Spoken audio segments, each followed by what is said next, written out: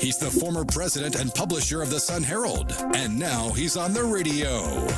Welcome to Coast View with Ricky Mathews on SuperTalk Mississippi Gulf Coast 103.1.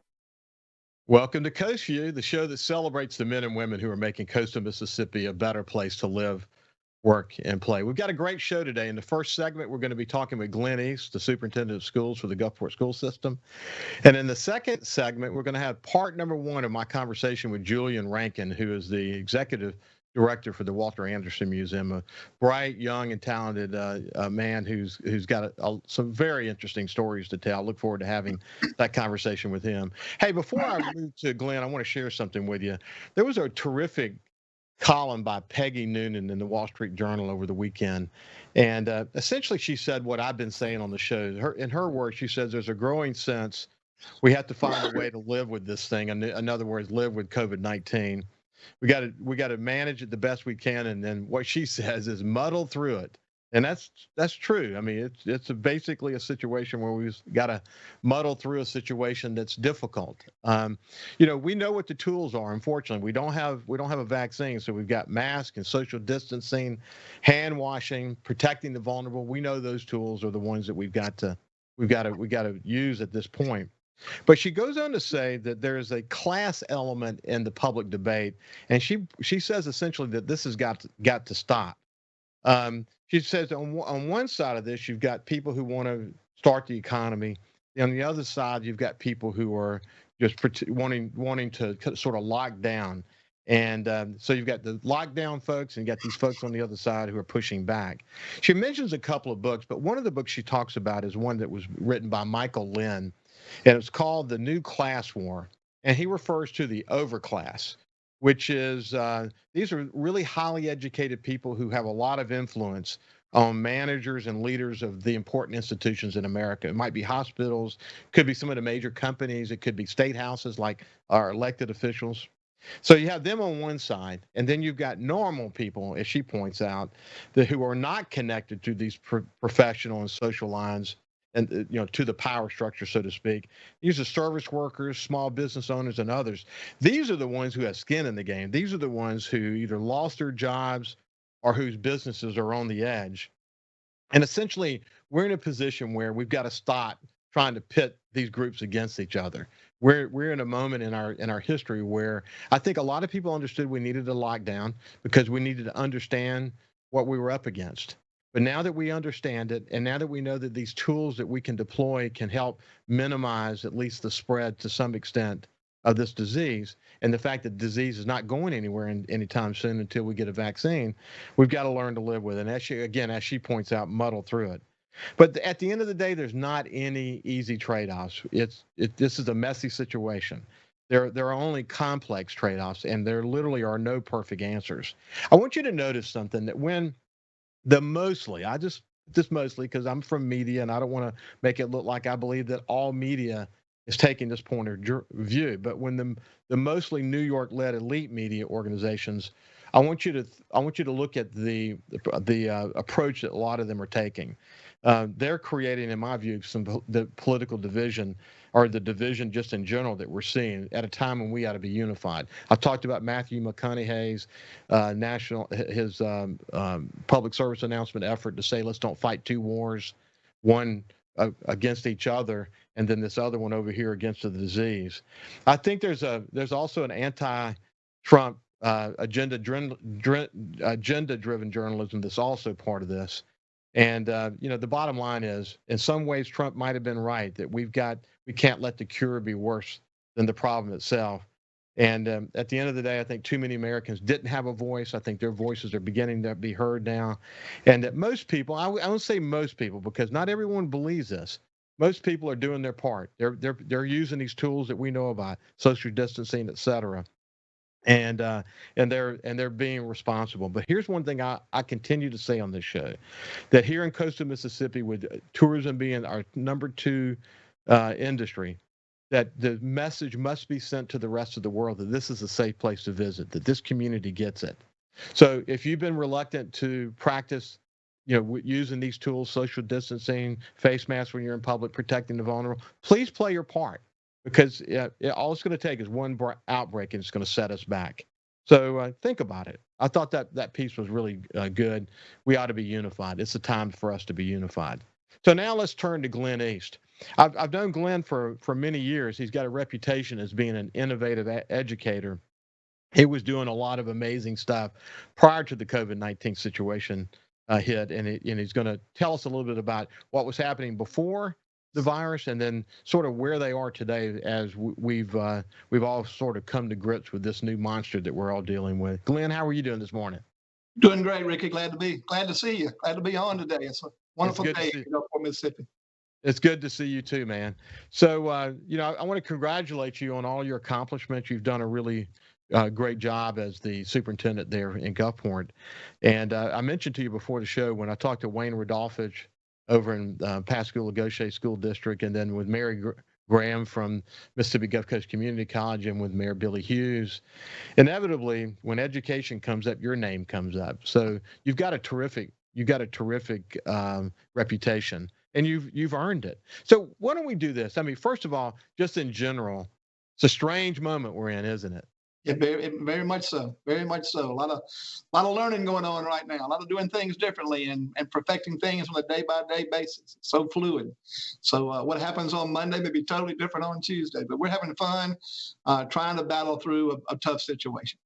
I know I'm sorry you're having to face this, like everyone in the world's having to face this. But at the end of the day, it's good to have a leader that's been through thick and thin to be in your position to help us kind of get through this. So let's do this for a second. Before COVID-19 hit, tell me, well, first of all, let's do this. Tell me about this Gulfport school system to start out with, so people who may not know it. Ricky, we've changed just a little bit since last time I saw you. We now have 6 elementaries, 2 middle schools, our high school, and we have our learning center. Those elementaries feed Bioview and Central Middle, and of course, both of those feed Gulfport High. 6,400 students. When Katrina hit, we dropped about 58 and some change, and slowly built back up. About 5 years ago, we reached the 6,400, which is pretty much what we've been forever before Hurricane Katrina, or at least in the last 40 years or so. Great teaching staff. You can't give me the credit alone. There's some great folks here that do the work, and fortunately, I guess I'm the one that gets to talk about their great work and all we've done in the past to make this happen. So, still a hardworking, thriving school district. We've got some of the poorest kids in Mississippi to some of the richest kids in Mississippi, every kind of ethnic group you can think of. They're all in class together. And at the end of the day, I'm doing honor rolls today. And so it's wonderful to see kids are performing and doing great things. So great little school district we have here. So you've been focused though on everything from workforce training to letting people get college credits before they get out of high school. There's so much innovation that's happened there. What are some of the things that you're most proud of when you look back at your accomplishments and your team's accomplishments to this point? So Ricky, really and truly, about 10 years ago, we decided the American high school was broken. That the old way that we went to school was working for some or maybe half, but we were still missing the ball with the rest. So we went into what we call a career pathways model. Just finished, Gulfport High. We just totally rebuilt it to meet that model. But basically what we've done is math, science, English, and social studies are still important. Don't know how many stars on the flag are still important, but at the end of the day, it's about how do we progress through education and end up with a career or a job that you can enjoy and have fun doing. So basically, our program totally redesigned. Things that you and I learned in 7th grade, they're probably learning now in 4th or 5th. But the point is, though, is everything is tied to how this can help you or your interest in a career. So we moved very quickly. Beginning in 4th grade, we're talking about career development, these career pathways, doctors, lawyers, teachers, phlebotomists, the whole gamut. And the whole deal was, the conversation is, you may want to be a doctor, but as you go through life, that may change, but there are other areas in that field that can be just as interesting.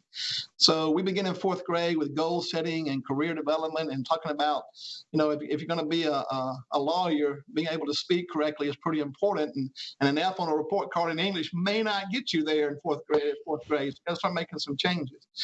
We went to an ACT concept with the ACT Aspire, but also there's a career development piece on the ACT that people has always been there, but we haven't used as well. So kids would pull in their interest early, and then they begin in seventh grade with developing a pathway to graduation. So sixth and seventh grade parents and students are talking about what it looks like when they graduate. Your strength is in speaking. So what pathway does that put you in? Is it a government pathway? Is it a religious pathway? You want to be a preacher? You want to be a lawyer? Do you want to be a radio host or a TV host and those kind of things? So just kind of put us there. We plugged in a middle college system at the end of 10th grade. Every kid in the Gulfport School District takes the ACT. Based on that, this will be our third year, where we actually have students that will graduate from Gulf Coast Community College before they got their high school diploma. Let's do this. I want to pick that up there because that's such an innovative program. We're gonna move to the break now, and when we come back, we're going to continue our conversation with Glen East, the Superintendent of Schools for Gulfport, and a very innovative leader. So we'll see you after the break. Follow SuperTalk Mississippi Gulf Coast 103.1 on Facebook. Facebook.com/SuperTalk MS Coast 103.1.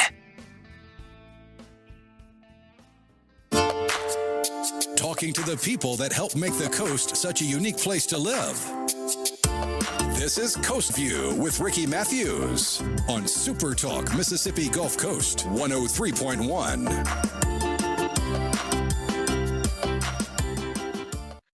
Welcome back to Coast View. We have Glen East, who's the Superintendent of Schools for the Gulfport School District, and someone who's just got a great reputation for being innovative. When we went to the break, you talked about sort of a strategic approach about how advanced you were getting with sort of understanding potential career paths really early in children's lives, which is so impressive. And as you were mentioning just before the break, you mentioned the Mississippi Gulf Coast Community College work that you're doing. Talk more about that, because that really is an incredible program. And from the people that I talk with, you took a lot of risk in that program in the beginning, and it really has really paid off. So tell me about it. Well, let's go back to what I said earlier. Is the American high school we thought was broken. So let's go back to your senior year, and you probably took senior English, and that's about it academically. And it was a fun year. So I'm not going to say it was a wasted year, but for many it is. So what we've done is that at the end of 10th grade, those sophomores take the ACT, and of course, you have your entry requirements. And we actually have students that would enroll their junior year and senior year at Gulf Coast Community College in their collegiate academy. And so what that does is they follow the regular college schedule. They go to class every day, then they come back to our campus for maybe a study hall, other classes, or their extracurricular activities. So those students will matriculate for that junior and senior year. They actually end up with a Gulf Coast Community College degree the same year they received their high school diploma. At first, it was scary. The pressure you took is, are these youngsters ready to be in the college world? And that's just, we as moms and dads always worry about what's going to be different. So proud to say our first group was 15. 14 of them still in school. Some of them fixing to graduate. Had one go in the military. All of them have been successful. Got a phone call the other day from a parent where her senior is going to be a graduate assistant.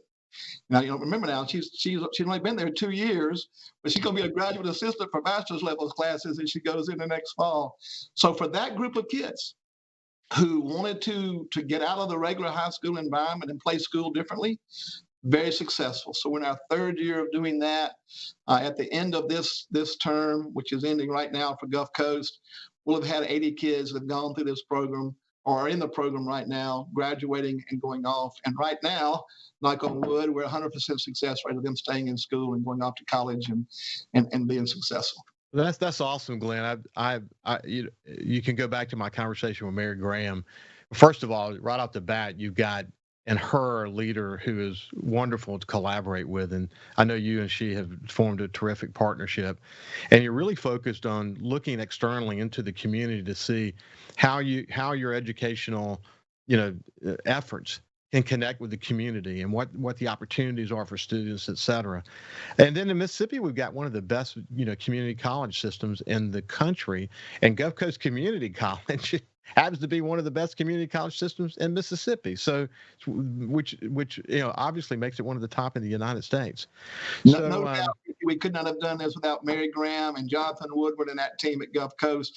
They took a big risk with us. We're going to bring these little 16-year-olds on campus and do what we had to do. So it was a great partnership to make it happen.